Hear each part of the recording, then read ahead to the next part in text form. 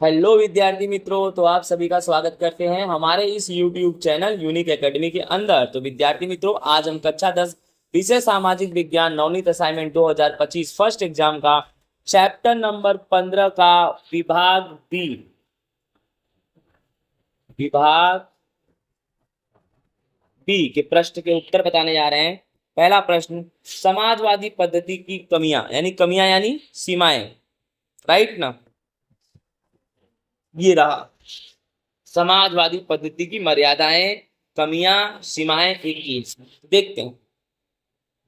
उत्पादन के साधनों का स्वामित्व राज्य का होने से उत्पादन बढ़ाने के लिए प्रोत्साहन नहीं मिलता।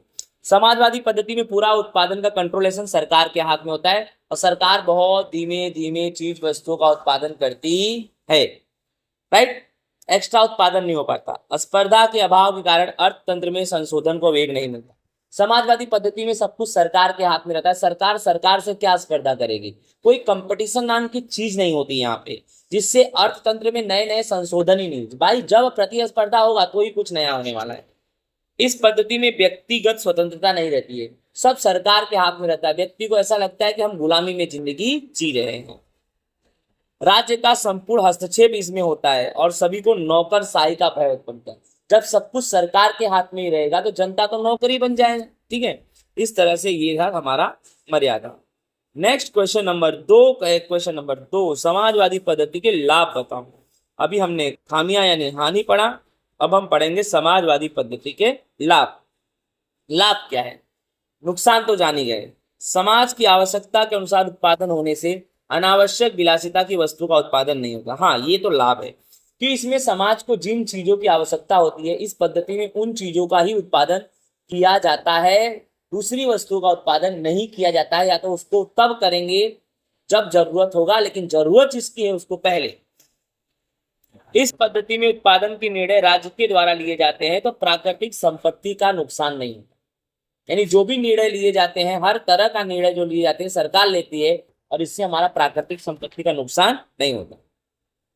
आय और संपत्ति की असमानता दूर होती है क्योंकि सरकार के हाथ में। आज सरकारी हॉस्पिटल है, उसमें हम जाए कि उसमें अमीर इंसान जाए, दोनों को सरकारी ट्रीटमेंट ही मिलने वाला है। वहां पे ऐसा नहीं मालूम पड़ेगा सरकारी हॉस्पिटल में कि अमीर कौन है और गरीब कौन, ठीक है। यहाँ ग्राहकों का शोषण नहीं हुआ क्योंकि सब सरकार डिसीजन करती है। प्राइस कोई भी चीज का सरकार डिसीजन करती है, वह प्राइस जो भी सरकार डिसीजन करेगी सभी के लिए एक समान है, तो शोषण का तो मैटर ही नहीं आता। ये लाभ था, ठीक है। उसके बाद प्राथमिक क्षेत्र के बारे में बताना है। किसके बारे में बताना है? प्राथमिक क्षेत्र। तो ये रहा हमारा प्राथमिक क्षेत्र। अर्थतंत्र के इस विभाग में कृषि और कृषि के साथ जो भी प्रवृत्तियां हैं वो जुड़ी हैं। प्राथमिक क्षेत्र में कृषि और कृषि से संबंध सभी प्रवृत्तियां, जैसे कि पशुपालन, पशु संवर्धन, मत्स्य उद्योग, मुर्गी बत्तख पालन, जंगल, कच्ची धातुओं की खुदाई आदि प्रवृत्तियों का समावेश प्राथमिक विभाग में होता है, राइट विद्यार्थी मित्रों। नेक्स्ट चले हम क्वेश्चन नंबर 4।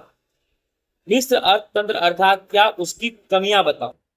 मिश्र अर्थतंत्र की परिभाषा देना है और उसकी कमियां। मिश्र अर्थतंत्र अर्थात एक ऐसी आर्थिक पद्धति जिसमें सार्वजनिक और निजी क्षेत्र का सहअस्तित्व होता है, राइट। और इसमें ये दोनों क्षेत्र एक दूसरे के स्पर्धी होकर नहीं बल्कि एक दूसरे का पूरक यानी सपोर्ट बनकर काम करते हैं। मिश्र अर्थतंत्र कैसी पद्धति है? इसमें दोनों क्षेत्र होता है, सार्वजनिक यानी सरकारी, निजी यानी प्राइवेट, यानी सरकारी और प्राइवेट दोनों होता है। और इसमें ये दोनों क्षेत्र एक दूसरे से कंपटीशन नहीं करते बल्कि एक दूसरे के साथ पूरक में रह के काम करते, राइट। ये तो है मिश्र अर्थतंत्र की क्या परिभाषा। अब इसकी कमियां, इस पद्धति में बाजार संपूर्ण रूप से स्वतंत्र नहीं होता। इस पद्धति में बाजार संपूर्ण रूप से स्वतंत्र नहीं होता, ये इसकी कमियां हैं। दूसरा पॉइंट है, सरकार द्वारा भिन्न भिन्न तरह से नियंत्रण रखे जाते हैं, ये इसका तीसरा पॉइंट, राइट। सरकार द्वारा अलग अलग तरह के नियंत्रण रखे जाते हैं। फिर राज्य द्वारा ऊंचा कर लादा जाता है, बस यही लिखना है। परिभाषा मैंने बता दिया, 3 पॉइंट में इस पद्धति में बाजार संपूर्ण रूप से स्वतंत्र नहीं होता, सरकार अलग अलग तरह से नियंत्रण रखती है और राज्य के द्वारा यानी सरकार के द्वारा कर ऊंचा हो जाता है, टैक्स ज्यादा सरकार लेने लगती है, यही है, ठीक है। चलो आगे चलते हैं भाई। 5वां, भारत में आर्थिक विकास हो रहा है। कैसे कैसे प्रूफ करोगे कि भारत में आर्थिक विकास हो रहा है? इसके प्रूफ करने के अलग तरीके हैं, हम ये आर्थिक विकास की परिभाषा से ही जान जाएंगे। कि भारत में आर्थिक विकास हो रहा है। ओके, तो आर्थिक विकास की परिभाषा बोलता है देश की राष्ट्रीय आय में सतत वृद्धि। तो हमारे देश के जो राष्ट्रीय आय में है लगातार वृद्धि हो रही है। आपको भी पता है कि एवरी ईयर हमारे देश की नेशनल इनकम राष्ट्रीय आय में लगातार वृद्धि हो रही है।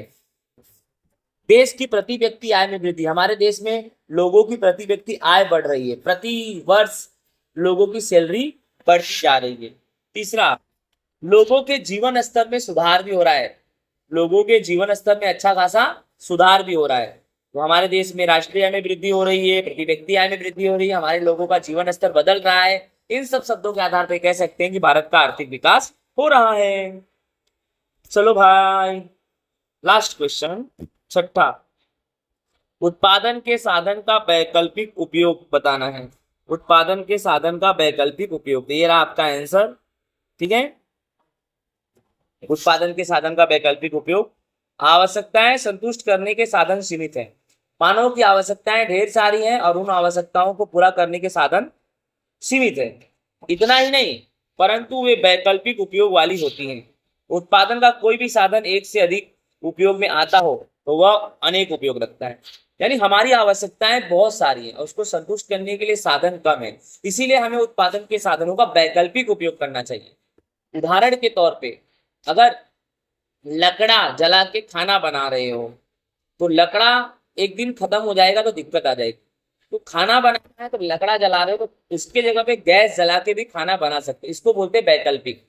राइट, तो हमें अगर बढ़ती हुई जनसंख्या की मांग को पूर्ति करना है, हम सबको बढ़ती हुई जनसंख्या के साथ चलना है, तो हमें उत्पादन के वैकल्पिक साधनों का उपयोग करना पड़ेगा। इस साधन का एक समय एक ही उपयोग हो सकता है, इस प्रकार यह उपयोग वैकल्पिक है ऐसा कह सकते हैं। जैसे कि जमीन में गेहूं की फसल अगर बोते हो तो बाजरी, मकई, मूंगफली और अन्य फसल नहीं बोई जा सकती। जमीन के अन्य उपयोग का त्याग भी करना पड़ता है।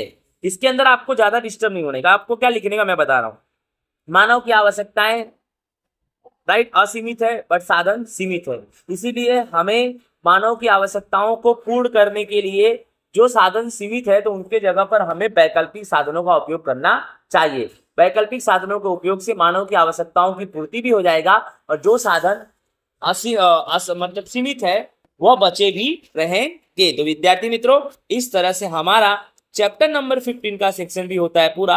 आई होप आपको अच्छे से समझ में आया होगा। जय हिंद, राधे राधे, बाय बाय।